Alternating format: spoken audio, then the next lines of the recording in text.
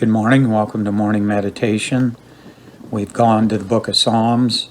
Blessed is the man that walketh not in the counsel of the ungodly, nor standeth in the way of sinners, nor sitteth in the seat of scornful, but his delight's in the law of the Lord, and in his law doth he meditate day and night.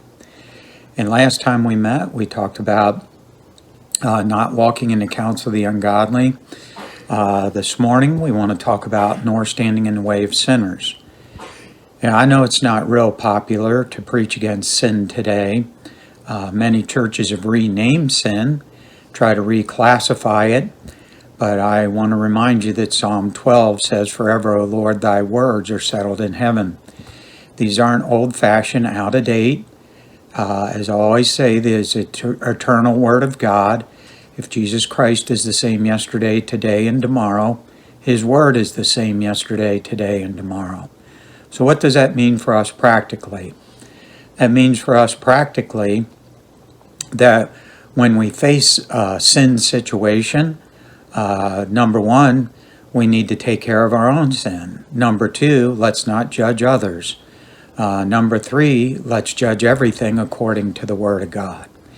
And so when the Word of God says not to stand around with sinners, the New Testament equivalent to that is be not unequally yoked together with unbelievers.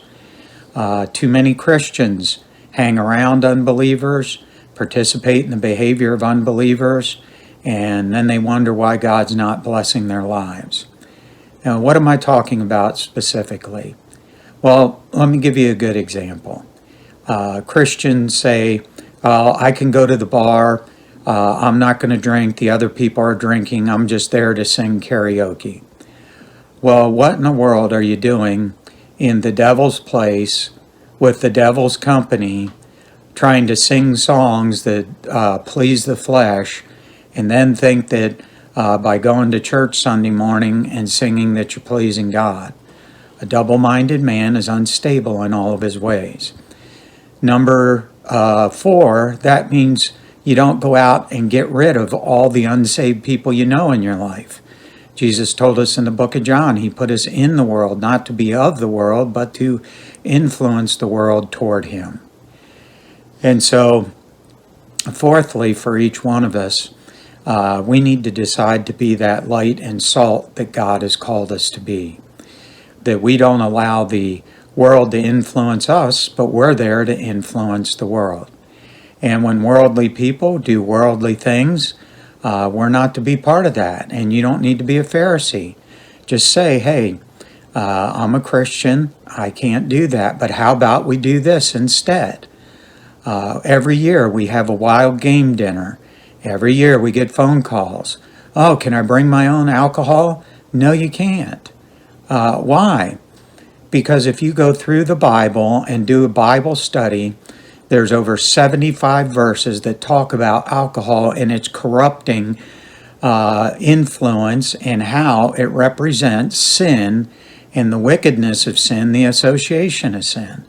But I'm constantly amazed how Christians will fellowship with that. They'll laugh at the commercials. Christian, we're not to be of the world, we're to be in the world, but not of the world. And that's simply what Psalms is telling us. If we want to be blessed, blessed is a man that walketh not in the counsel of the ungodly, nor standeth in the way with sinners. And that's just one example of one area. We could extrapolate that to many areas. You know, I don't wake up in the morning, go to the dirty clothes hamper, pull a shirt out, and sniff and look and see how dirty the collar is. No, I go to the closet and get a clean shirt out. And for you and I, that's the way we're to live our life. Don't go back to the hamper of this world and say, I want to get the least dirty thing and allow it in my life.